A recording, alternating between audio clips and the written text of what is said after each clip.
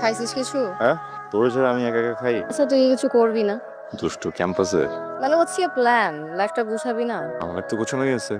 সকালবেলা ঘুম থেকে উঠে তারপরে আমি ক্যাম্পাসে আসি, শুরু করি ক্লাস শেষ করতে করতে লাঞ্চ টাইম হয়ে যায়, তখন আমি লাঞ্চ করি, প্রেম করি, আমি আবার ক্লাস করি, এবার ক্লাস শেষ হওয়ার পরে প্রেম করতে করতে তোর বাসায় নামাই আসি, এরপরে বাসায় যাই, বাসায় যাওয়ার পরে এই যে ভিডিও কলে প্রেম শুরু হয়, প্রেম তো আর শেষ হয় না, রাতে ঘুমানোর আগ পর্যন্ত প্রেম চলতেই থাকে চলতেই থাকে চলতেই থাকে, বুঝছিস না?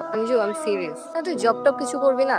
এটা করতে আসলে সিনেই আসছিল না, আর আমি স্টুডেন্ট, গ্রাজুয়েশন কমপ্লিট করবো, মাস্টার্স করবো, এরপর যদি মনে হয় যে হ্যাঁ বিসিএস দিতে চাই বিসিএস দিব। ওর জবের প্রেশার আছে কিনা সেটা আমি উত্তর দিতে পারবো, ঠিক আমার বিয়ে প্রেশার দিচ্ছে। এখন আমি তোর কথা যদি যে বলি, জানতে চাবে যে ছেলে কিছু করার কি ট্রাই করছে কিনা।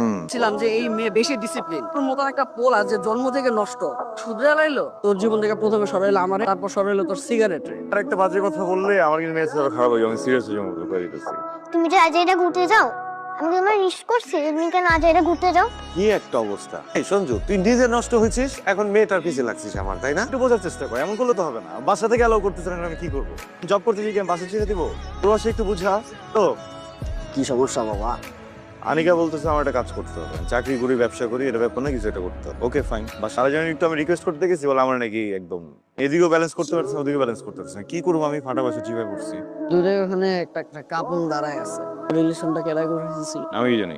ও ঈশ্বর, তোমার ভিতরে একটা সুপ্ত প্রতিভা ঢাইলা দিস, জাগ্রত করার সময় এসে বসছে। ওই লাগাছে, এটা আরো এই সাইডে চাপা, আরে এটা আরো সাইডে নে।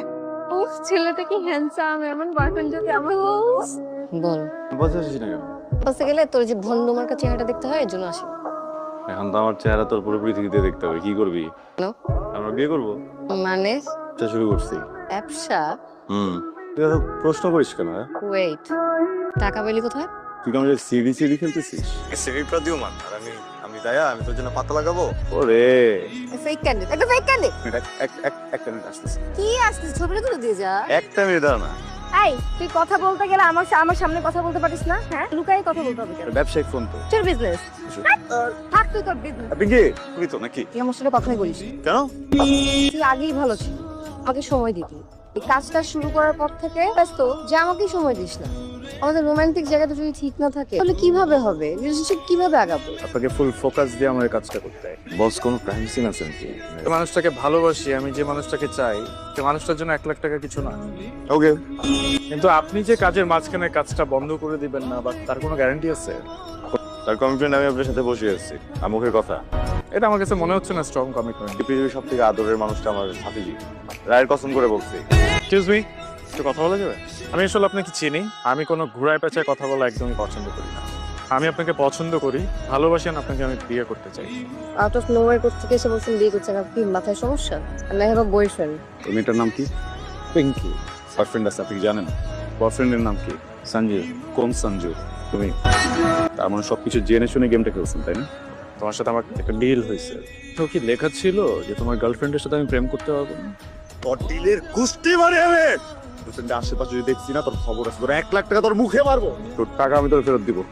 যে কসম কাটছিল তোমার ভাতিজির কথা নিয়ে, যে কোনো সময় যে কোনো ধরনের ক্রাইম হয়ে যেতে পারে। প্লিজ প্লিজ প্লিজ ভাই, প্লিজ। আমার 5 বছর রিলেশনশিপ ভাই, এটা করেন না ভাই। আমার সবকিছু সঞ্জয়, আপনি যা বলবেন আমি তাই করবো ভাই। ওকে ওকে, কাজ করতে হবে না। ওঠো ওঠো ওঠো ওঠো। তো তোমার যে ডিল হয়েছে, ডিলটা কমপ্লিট করো। কিছু জেনে শুনেই তুমি এই ডিলে হাত দিছো, আর এসব গায়ে হাত দিয়ে বাদ দাও। ওই সময় নিয়ে সব ভালো লাগে না, বুঝছিস?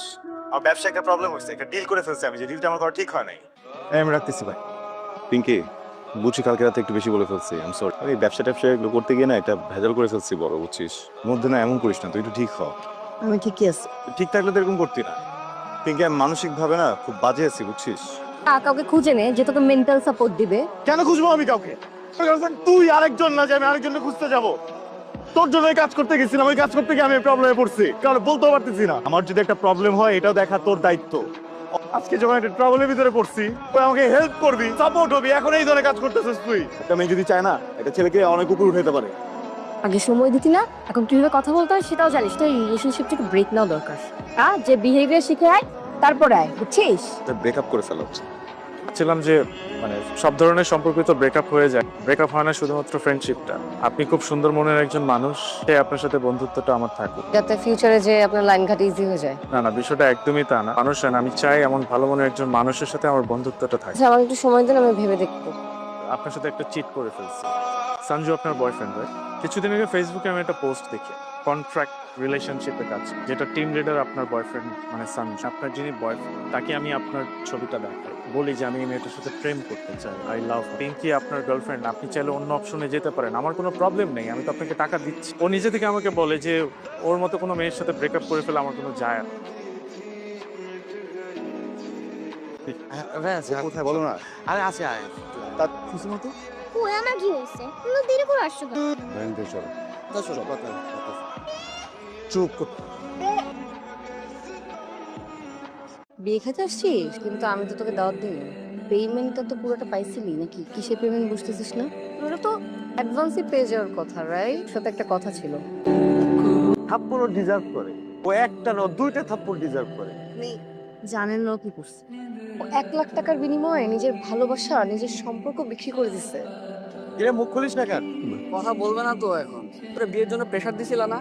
ও গিয়েছিল ভাইয়ার কাছে, কিন্তু ভাইয়া ওকে সাপোর্ট করে নাই। আমি ওকে বলছিলাম যে ওর তো একটা ভালো গুণ আছে, রিলেশনশিপ করায় দেয়, যদি কিছু টাকা ইনকাম হয় তাহলে সমস্যাটা কোথায়? সঞ্জু, ও যা বলতেছে এগুলো কি ঠিক? এগুলা তুই আমাকে বললি না কেন? কসম কেটে ফেলছিলাম তো, ভয় লাগতেছিল যদি কিছু হয়ে যায় কসম মারলে। আমার ভিতরে ভাবি নাই বলো, আমাকে যাত্রার হাতে দিয়ে দিবি তুই? ওয়েল এস্টাবলিশড, আমি যে স্টুডেন্ট, বিজনেস করে, টাকা আছে, আমি ভাবছি তুই ভালোই থাকবি। একটা কথা জানিস, আমি না কোনোদিন স্বপ্নে ভাবিনি যে তুই অন্য কাউকে বিয়ের জন্য হ্যাঁ বলে দিবি। আপনি আমাকে মিথ্যা বলছেন কেন? এসব নিয়ে আমরা পরে কথা বলি, হ্যাঁ? তা তো মিথ্যা না, এগুলো তো ঘটছে, কন্ট্রাক্ট তো হয়েছে, সে তো টাকা নিচ্ছে।